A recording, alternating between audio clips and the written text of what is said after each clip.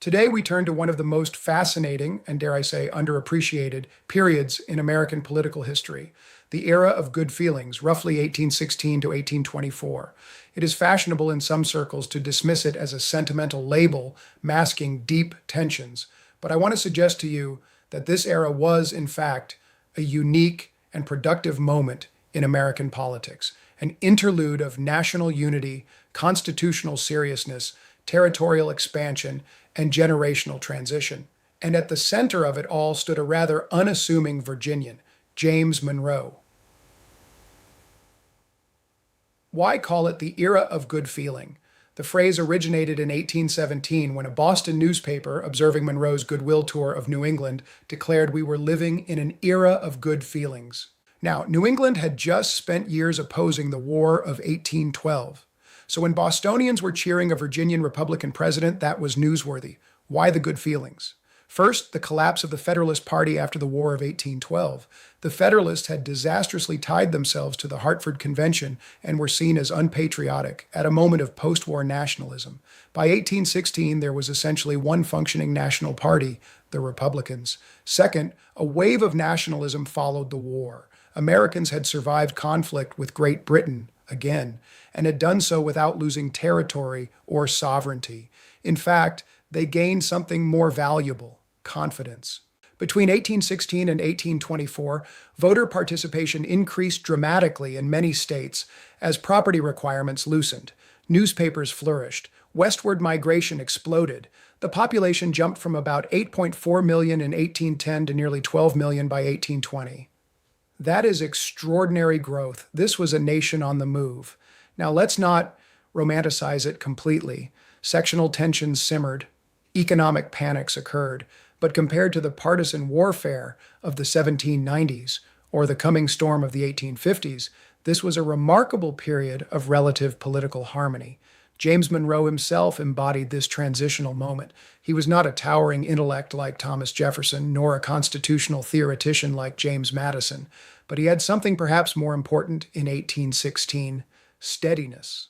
Monroe had served in the Continental Army, been wounded at Trenton, served as governor of Virginia, minister to France, and Secretary of State and War.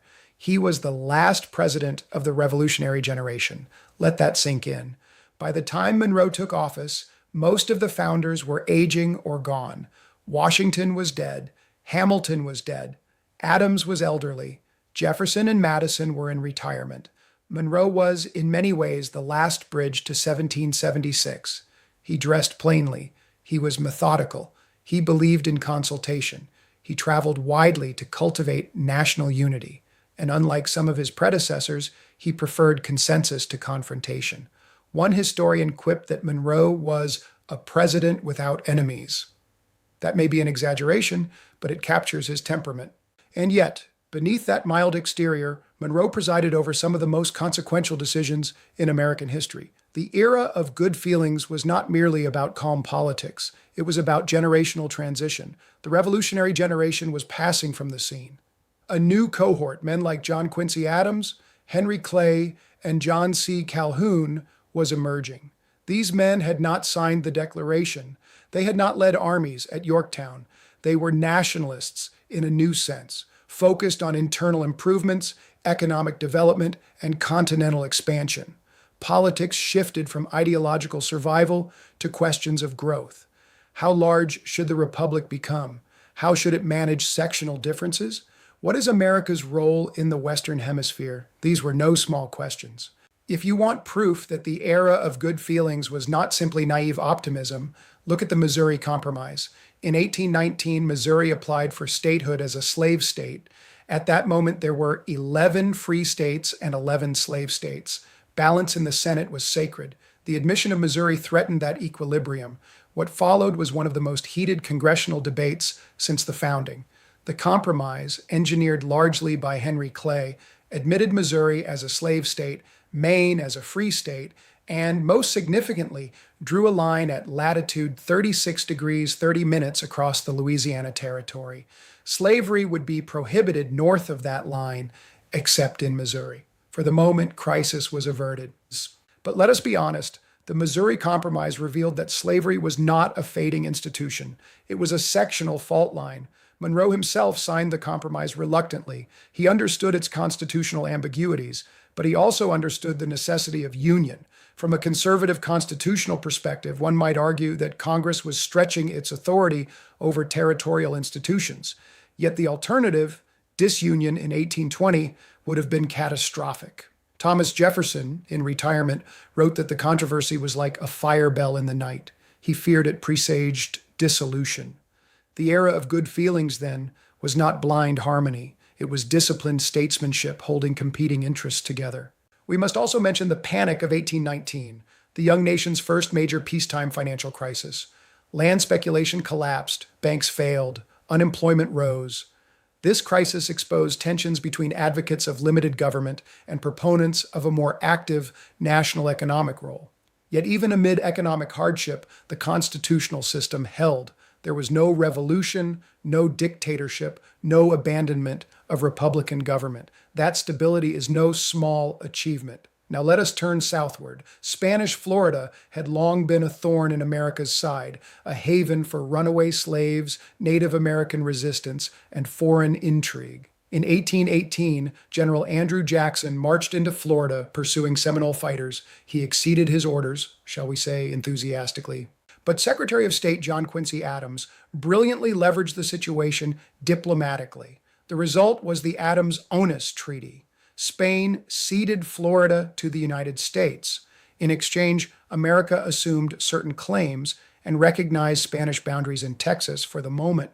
Florida officially became U.S. territory in 1821.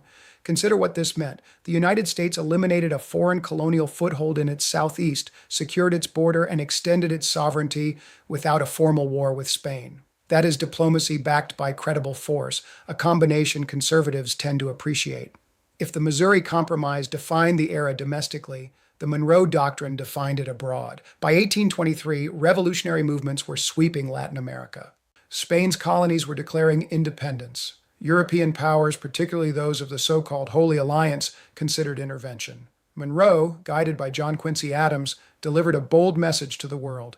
The Western Hemisphere was no longer open to European colonization. Any attempt to extend European political systems into the Americas would be viewed as dangerous to U.S. peace and safety. This was not a boastful threat. The United States lacked a massive navy. In truth, British naval power quietly reinforced the doctrine's credibility, but symbolically, this was extraordinary. Less than 50 years after independence, the United States was declaring a sphere of influence. The Monroe Doctrine marked a turning point. America would not entangle itself in European wars, but Europe must stay out of the Americas.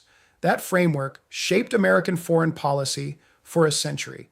So why do I call this era unique and productive?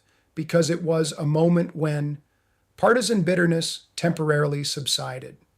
The revolutionary generation gracefully handed off power. Territorial expansion continued without reckless imperial overreach. Congress navigated sectional crisis through compromise. The nation asserted hemispheric independence without grandiose militarism. It was not perfect. No era is. The Missouri Compromise was a bandage, not a cure. The Panic of 1819 revealed economic fragility. Political factions were already reforming beneath the surface. By 1824, the good feelings would fracture into the bitter election between Adams, Jackson, Clay, and Crawford. But for nearly a decade, Americans experienced something rare: national cohesion amid growth. By 1824, the single-party system collapsed into competing regional factions. The election of 1824, decided in the House of Representatives, was anything but harmonious. The next generation would bring democratic expansion, populist energy, and fierce sectional battles. The calm would not last, but perhaps that is precisely why the era of good feelings deserves attention. It was the Republic at middle age, no longer fragile, not yet fractured, confident but not arrogant, expanding but still constitutionally self-aware. Personally, I admire this era because it demonstrates that Republican government can function without perpetual crisis. It shows that unity need not require uniformity. It shows that territorial growth, diplomatic firmness, and constitutional order can coexist. Monroe was not flamboyant. He did not seek ideological revolution. He sought stability, continuity, and national interest. And sometimes that is precisely what a republic needs. The era of good feelings reminds us that political calm is not weakness. It is often the product of hard earned maturity. Thank you.